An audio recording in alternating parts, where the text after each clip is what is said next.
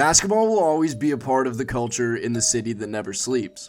From the infamous courts at Rucker Park to the hardwood floors of Madison Square Garden, basketball has become a way of life in New York City. New York basketball also has a history of winning, which brought more and more talent to the city. As the sport of basketball increased in popularity, so did the availability of successful programs across the country. With the lack of incoming talent and the poor recent history of the New York Knicks, basketball in New York was trending downward. Then came Isaiah Washington and the creation of JELLYFAM.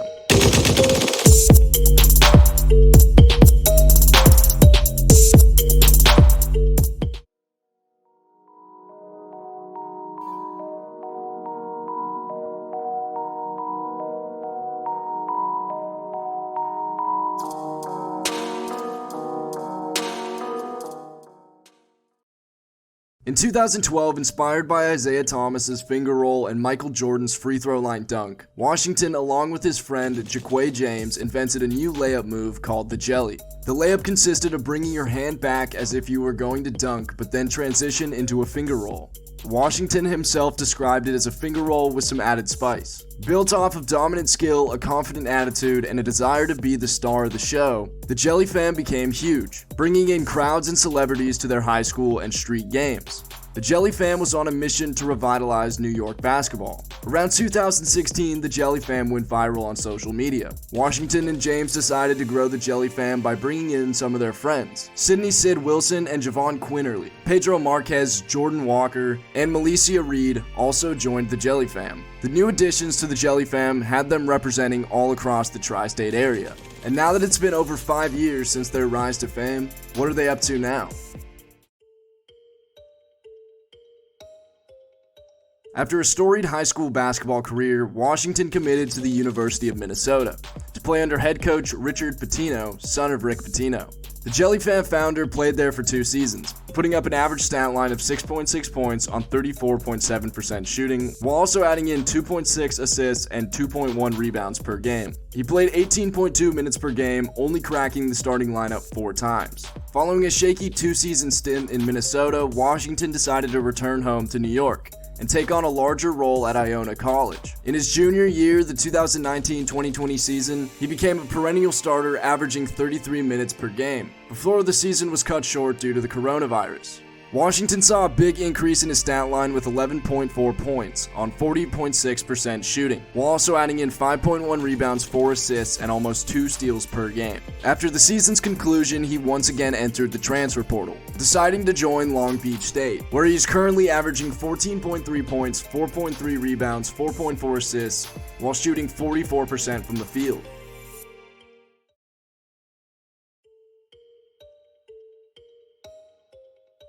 In James's high school senior season in Teaneck, he was arrested after he was involved in a violent altercation with 2 minors. This understandably made his value drop in the eyes of college scouts. James decided to go play for Navarro College, a junior college in Texas. In his freshman year, the 2018-2019 season, James averaged 11.5 points on 42% shooting, while also adding in 4.1 assists and 2.1 rebounds per game. In the 27 games he played, he started in 19. Averaging 7.2 minutes per game. Following his freshman year, James transferred to Mineral Area College, another junior college in Missouri. From the limited information available, he was a part of the team through at least January 2nd, where he played in a game against Three Rivers College. He is no longer listed on the team's official roster, and it is currently unknown why he's no longer on the roster or where he currently plays or plans to play, and he's kinda gone off the map.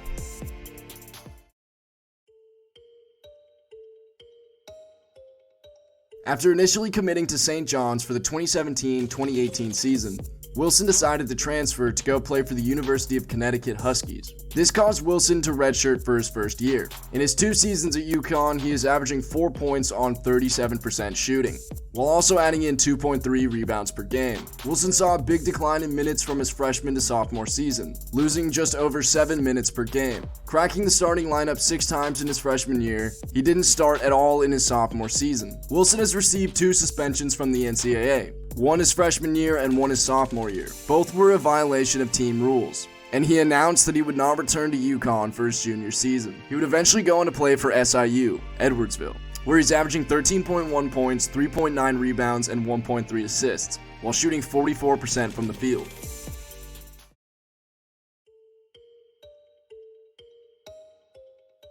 And finally, probably the most hyped recruit out of all of them, Jahvon Quinerly. Following his high school graduation, Quinerly went on to play for Villanova.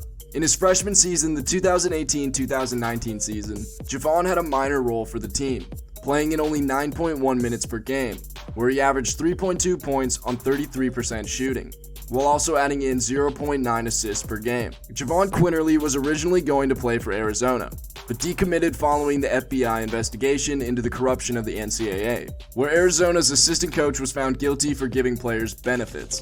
Quinerly decided to transfer to the University of Alabama.